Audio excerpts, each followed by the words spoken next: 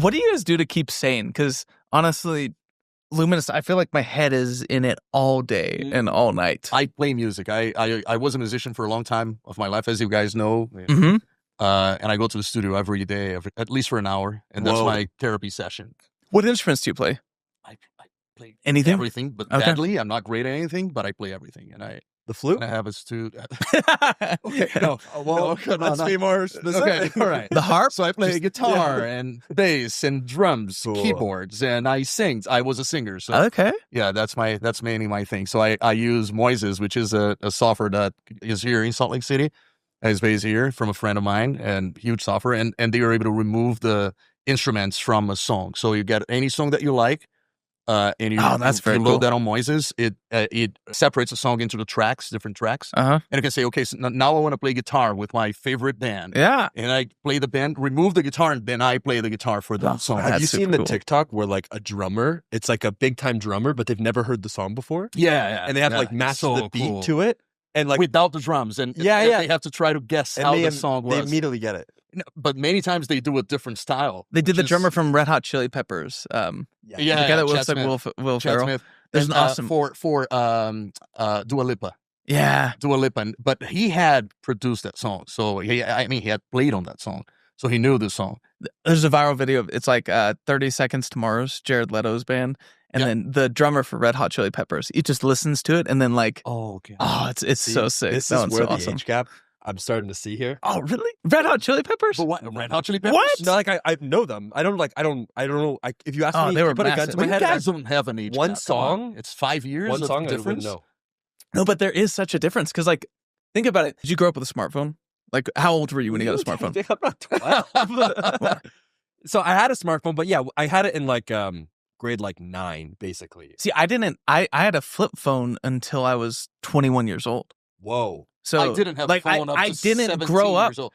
I literally grew up with dial-up and a flip phone when I was 16 years old. No, I grew up with, like, my dad had the first computer, the first 100 computers that went to Brazil. Okay, One cool. went to my dad because he used to work with technology.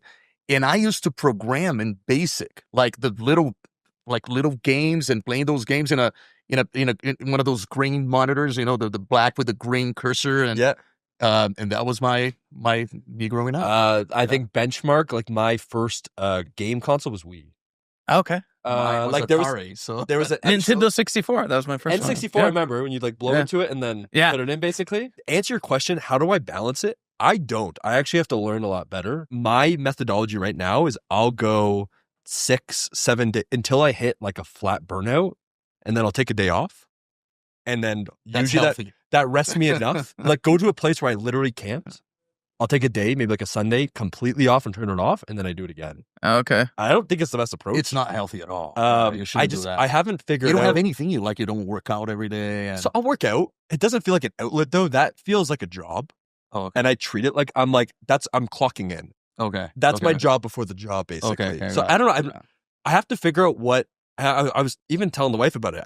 I haven't figured out what is my like music, to your point. Yeah. I don't know what that is for me. Yeah, I'm lucky because it's not everybody has that, right? So I'm lucky that I had that in my life. It was not something that I said, oh, I need an outlet and I'm going to figure that out. I just had it. Yeah. I was like a real musician for 12 years, and it was part of my life. It was something that was like everything is off when you're doing that. Totally. Yeah. I Like remember nothing anything. matters. Nothing matters. It's my therapy. I go back up. It's in my basement. Right. I have the studio, the full studio, and then I go back That's up. so cool. And then I say to my wife, okay, my therapy session is done. I love it. You know what? The only thing I really enjoy doing is I like building websites.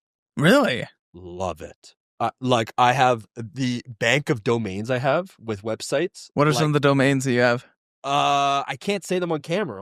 Okay. People will start looking at it. I'll tell you guys off camera. But like I'll build the whole website. I'll build the whole company around it, and we'll never do anything with it. Dude, one of my friends has the coolest. I also grab domains. I'll say one of my friend's domain names. So he snagged Where Garbage. Great. Wheregarbage.com, and he was going to do like a fully like recyclable materials, So cool. like sunglasses, t-shirts, but it's just like everything is recycled materials. I thought that was a great idea. I'm cool. More. I own inventory planning.ai. Yeah, right. I'm all about getting all the ones related to what I do, and I just get everything. I think I own 45, 50 domains. I tried to get prep.com. Oh, $500,000 to get it, and I was like, I'd never been like that close to buying one, and I like really talked myself off the ledge. Yeah, but I was like, it's too much.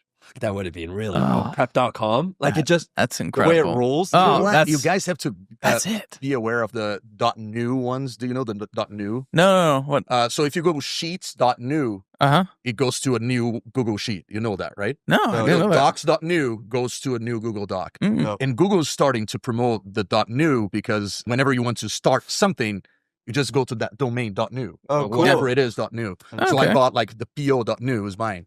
So if you want to start like a PO, my dream is that when whoever wants to start a PO just goes to PO.new and it's going to load the PO tool. That's a good idea. Yeah. I have those details. What do you do for burnout? Oh, dude, I don't know. Drink energy drinks. Yeah, I just keep going. I don't know. I work out. I go on a run. For me, I always have to be pushing for some crazy goal outside of Luminous. Super unhealthy. Like let's do. Me too. Break a certain time on a marathon, or like I don't know, bench press a certain amount. Like I always have to be pushing for something. But that's good, right? Yeah, I think that's good. That motivates you to do something else. Yeah, I only have goals inside of Flieber, which sucks. I don't have goals like that I do outside of what I do here.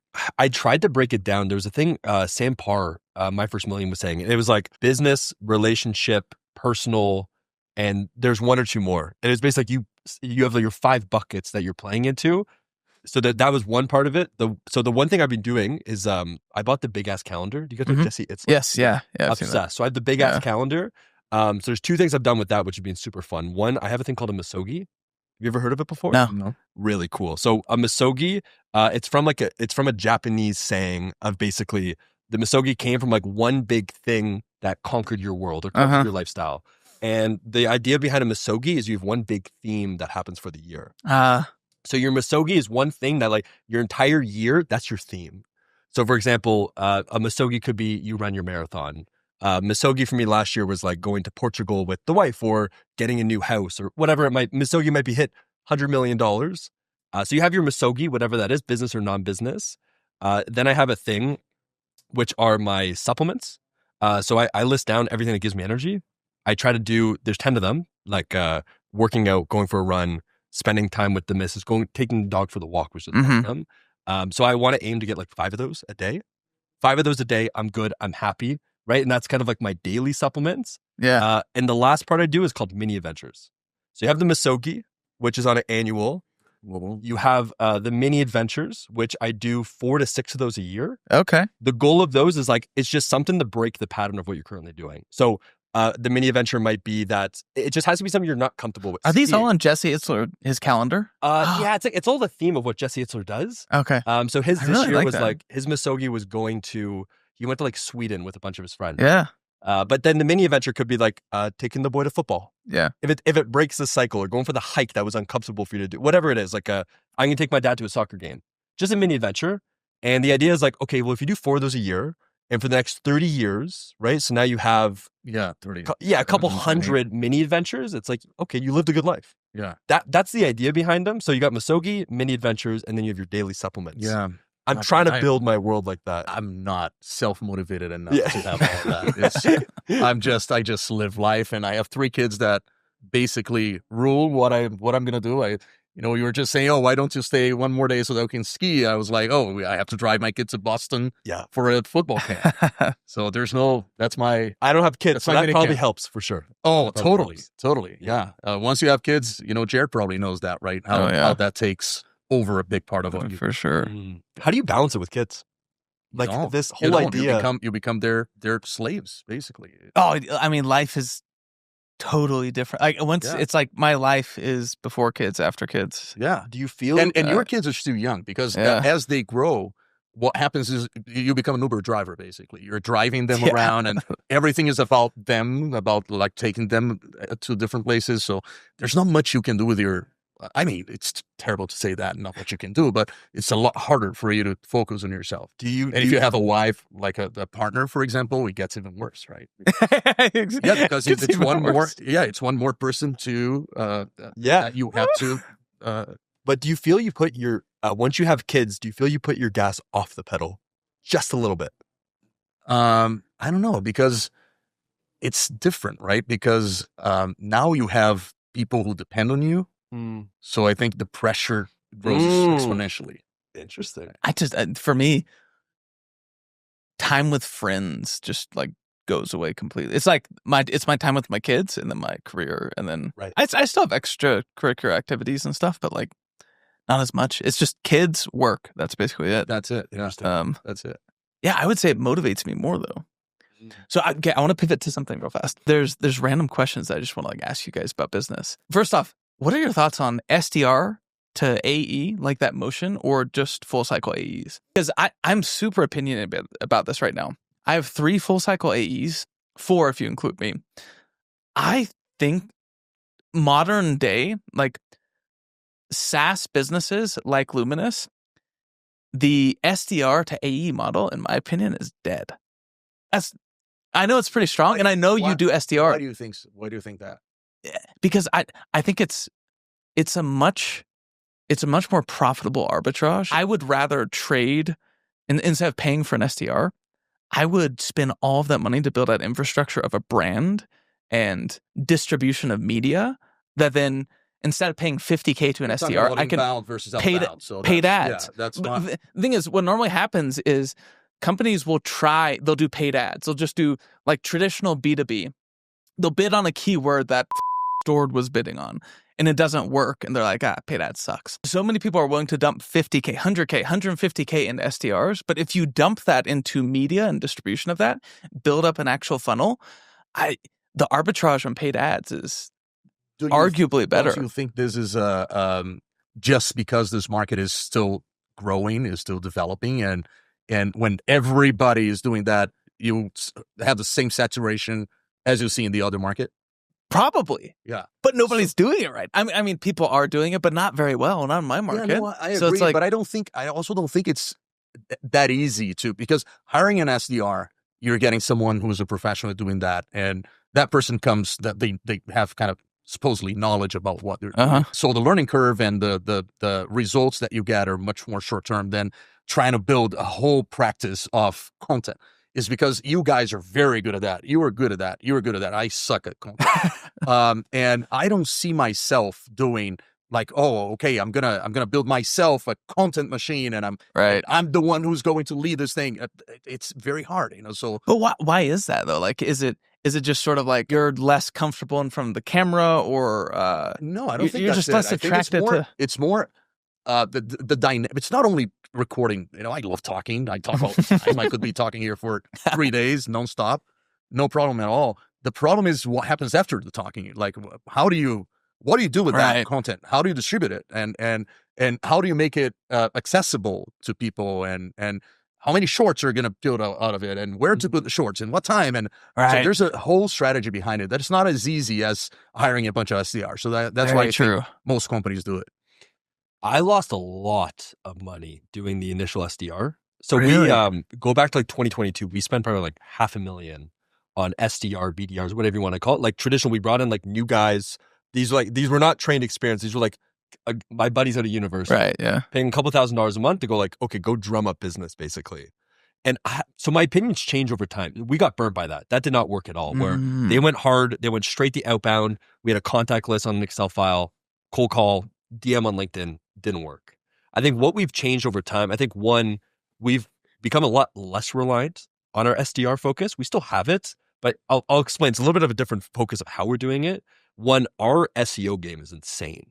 Like, we are the best in the logistics world for SEO. No one can go head to head with us.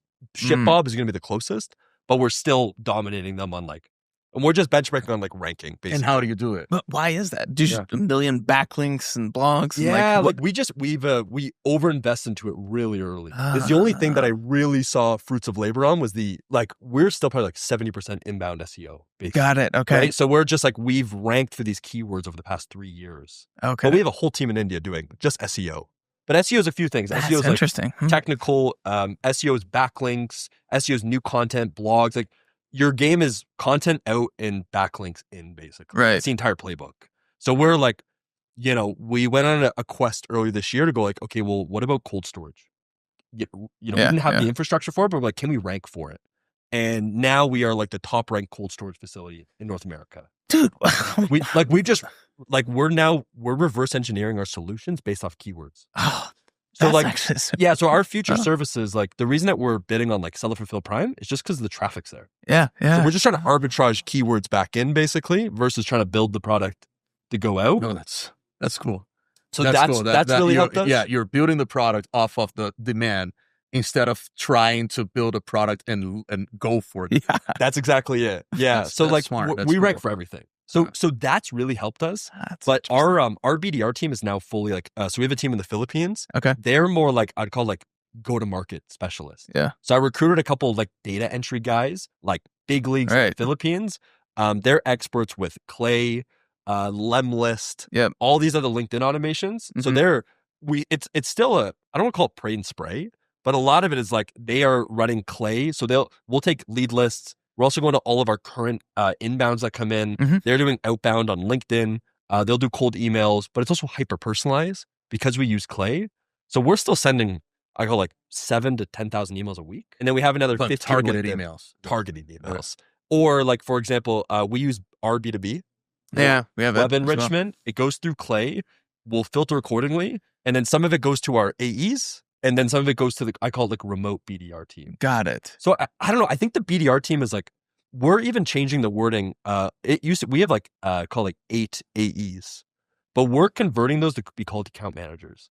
Because I truly think like it is a full sales motion. I also think like at the moment, our AEs, the challenges are like they would sign a customer or a merchant and then they would pass off. Yeah. Right. Now I'm like, no. Like you're part of this journey for the brand. Like, because that's always the discussion. In my life, that was where do you draw the line between the sales and the customer success? And I don't think we figured it out, but I think what we've done a really poor job is like the expansion of merchants. Like we do a great job with the marketing to bring them in. But I think we did a half-baked job. We do it's fulfillment. If you fulfill an order, right? Yeah, you technically nurturing for upsell. We did a poor job at that. So now like the guys we have coming in is like, okay, your title's account manager. So that means you're going to field business. It's mostly inbound. You're going to field the business. You're going to close it, but then you're going to take care of it. Yeah. Yeah. And then we'll comp them differently. So we want them as a commission forever. Right. In perpetuity. Wait a minute. Can I just go back to the, I got kind of intrigued by the keyword thing. Okay. Tell me. Let's go.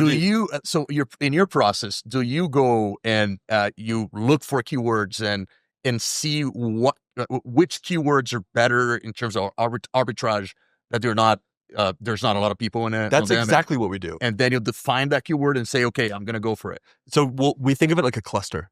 So there'll be a cluster of corresponding keywords. So I just use cold storage as a hypothetical. Mm-hmm. Yeah. Cold storage is going to have probably like 100 keywords around it. There's going to be local keywords like Alabama cold storage facility, cold storage near me. And there's going to be top 20 cold storage warehouses. How do I need to use a cold storage? So there'll be like informational and then also be transactional keywords. We'll create a whole segment to go like, okay, it's kind of like how people look for like products, right? It's like, okay, this is an open segment. No one's competing here. And you can tell if that keyword's good because like there's usually low search volume, but it's a really high cost per click. So you know someone is spending the money to and it's probably some big boy like a storage who has a ton of money or a NetSuite. And you got that information from what? SEMrush? Yeah, SEMrush. Yeah, it's nothing crazy. But yeah, we'll rank there. So then we just see it as like and then we create what we call like an SEO pod. So it's a team of 3. So there's a PM who does like, they're creating new landing pages, design, technical work. There's someone doing content, any of the articles, new landing pages for very specific regions, whatever it is. And then we have someone just getting backlinks.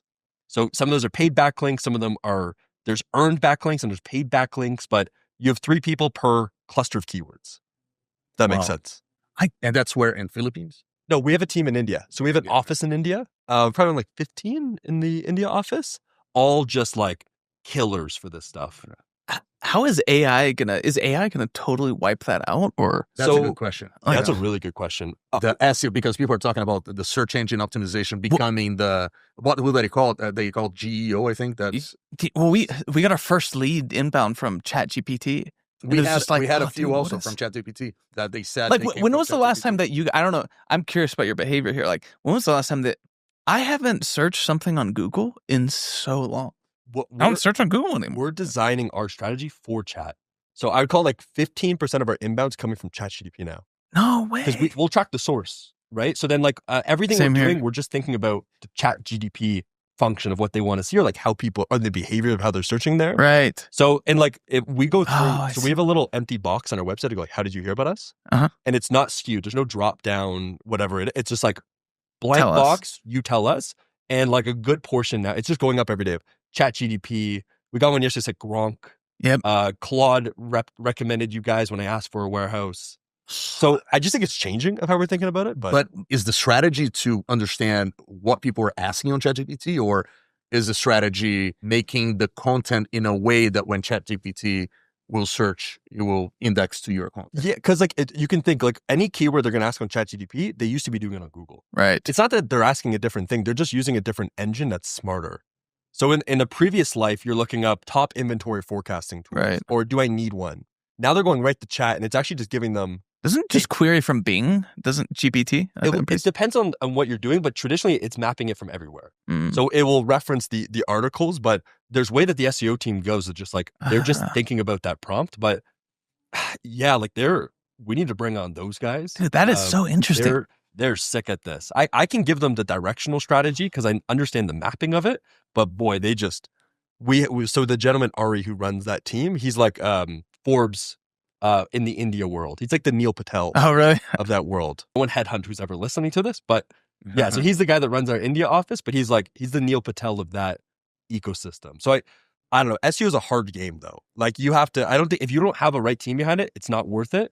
But like, boy, I don't think we'll be a third of where we are now if we didn't have a technical SEO game. Yeah. That's incredible. Brand helps. Do you guys do SEO? We do, but we don't focus on it too much. It's just like we're just chipping away at a couple keywords. I think what's changing is now it's also becoming video. So like top ranked search results, like if you're on Google, majority of them are shorts on the tops. So if you can rank for that, I don't know. I do think like if we don't figure out video soon, that SEO game is it's still gonna be a piece of it, but this is why I'm trying to really figure out video because that has to go with it. We are all back-end tools or services for commerce companies. Like, so Blair's AMZ Prep, so prepping inventory, sending it all around the place. Your inventory planning, I'm like a system of record. Where do you guys see the most practical applications of AI? Because it's just this buzzword right now where, I don't know, I haven't seen too many like actual practical, like, oh, that's cool. What are you guys seeing in the market right now? I'm interested in your take. No, I see, not some BS God tier idea. In another episode, we talked about this thing, but I think the data mapping part, so being able to figure out, because I think for all of us in some level, you a little less, but also impacted by that, integrations is an important part of the process, right? How to integrate with the data coming in, going out, and up to today, it has been always a group of people connecting APIs, your API with the other person's API, and then mapping the data manually. And then the API changes and they have to send a message saying, oh, we just changed the documentation, and your team has to go back. And that's stupid if you think about AI, right? Because AI, I think one of the biggest things is going to be able to figure out that mapping. Imagine that AI has the documentation loaded. Oh, it's incredible. And they can map the data. I think that is going to be the biggest breakthrough for our businesses. 100%. Like we right here, we're so integrations heavy. Yeah. And if you have the API documentation for the tool that you're integrating into, dude, you can just throw it in ChatGPT and just maps all of your endpoints. It's crazy. As we also spoke before, if you think about a no integrations world where anything you'll drop into something, oh, you have an API? That's fine. Just put the key here. Or you have an Excel spreadsheet. All right, just upload it. You have a Google Sheets. Okay, just put the link. Or you have a folder with just put the folder. And AI is figuring out what that is, because the context that AI is capable to get out of the big number of data that is able to read, is able to figure out those things, right? So it's not that hard to think that AI is going to be able to figure out if you're uploading sales, or if you're uploading inventory positions, or if you're uploading a PO, or just by the context of the data that it's receiving. And I think that's going to be completely game changer. Rate shopping, I'm pretty sure, but that's not really AI. It's just that's normal stuff. It's something interesting that I'm seeing is inventory agents, or really like order editing agents, like AI agents. So think about ShipStation. If I'm going through my fulfillment flow for the day, there's a bunch of things that I'm gonna change. I'm gonna check for errors in the addresses. There's agents that can do that now that are AI. So that's super cool. I'm curious, Fabricio, do you think one day Flieber will be like this all-knowing AI that will make replenishment decisions for you and, like, push the PO to NetSuite, or push the TL, but it automatically does that? One day it's too vague, right? We have to define the timeline. How far out do you think we're from that? But I don't think it's very hard to say those things, because I might look stupid 5 years from now. Just but today, camera in front of everyone. in front of everyone, my opinion Give us a date. Yeah. But I don't foresee, like, the next 10 years. I don't think it's possible for AI to get the whole context that is around making a decision for inventory. For example, you're purchasing like 2,000 units because that was the ideal quantity that you need to purchase. Right. Then when you call your supplier says, oh, I'm going to be out on vacation, get 3,000 instead of 2,000 so that you're covered for a little longer. And then a PO with 3,000 comes in.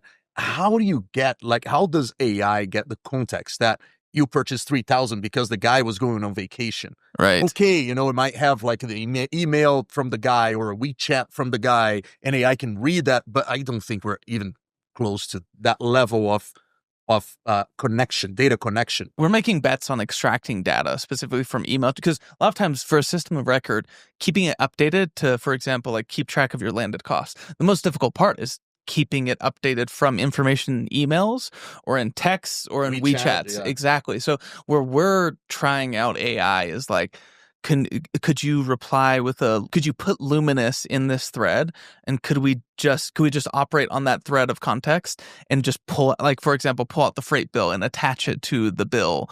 Have you worked with Flexport before? We have, yeah. Flexport does that. So really? Yeah. So you have the thread for that PO, and everything that happens, email or message, it's automatically updated. Is being fed into that thread. Do you think you actually will need an operations team in the future, though? For a brand, you mean? Yeah. I think it's going to be a one team. One person team, like how we think about from like a sales, like we have like one go to market. You might have like one operations specialist. I think this day, like if you use Flieber, for example, you don't have the need for a lot of different people, because a lot of what you spend time doing in spreadsheets is solved. So if you're Luminous plus Flieber, honestly, a couple of people can manage a $100 million brand. I feel like pie in the sky idea for AI powered brands. It's like, how far are we away from robotics 3PLs actually being mainstream? Is that a real thing? That's probably where we're going to be the closest. So we put, I think you saw them in the warehouse. Yeah, we went there. So we have like Locust robots. We almost got ran over by one. Yeah. They're really cool. They're really cool. So, you have robots? So we have, So we have like a batch of like 10 robots in the Toronto facility, and it's early. It's really early. You can tell like this is like the baseline to see. Right. So basically what it will do is like, it allows for like a fractional efficiency of, instead of a lady going around grabbing the cart, going and grabbing it, the robot will meet you at your next pack station. It will do 10 different picks, and then it will drive it to, because the packing workflows, orders come to a bin, you go grab it from the bin, you do a whole cart, and then the cart goes to the team packing, which is usually at like a separate stage inside the warehouse, and then they pack and ship out. But the robots are doing this like intervention intermediary. Okay. And if I understood right, before they would go with the cart and get the products and then go to the station, and then they would scan the products. Every single one. The robot, it's at the time that they're getting that product, they're already being scanned, right? Yes. We have a brand that does like apparel. We do like 437. They're a big apparel brand. All their leggings look the same.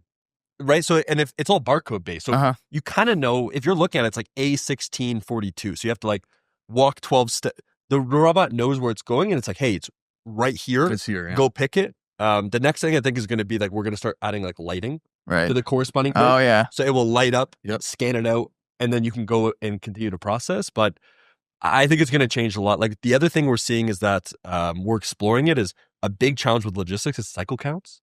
So Yes. monthly, quarterly, annually, big merchants will want some level of cycle counts.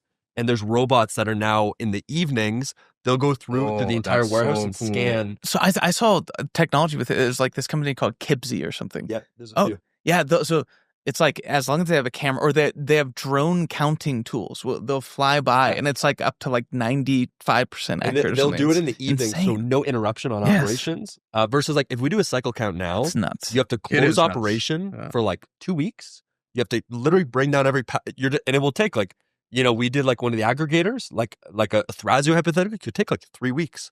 Yeah. Your operations is shut down because you literally have to count every single item. Well, so does that mean that, I mean, 3PLs and fulfillment is already a commoditized space. Very. But I mean, when robots and everything goes mainstream, does that not mean like, I mean, it's just going to be a race to the bottom? Or Yeah, I don't. 20 years away? Like, One of my biggest predictions, I think, similar to what we saw in the SaaS space, in the Amazon space, the consolidation of warehouses is going to be massive the next 2 years.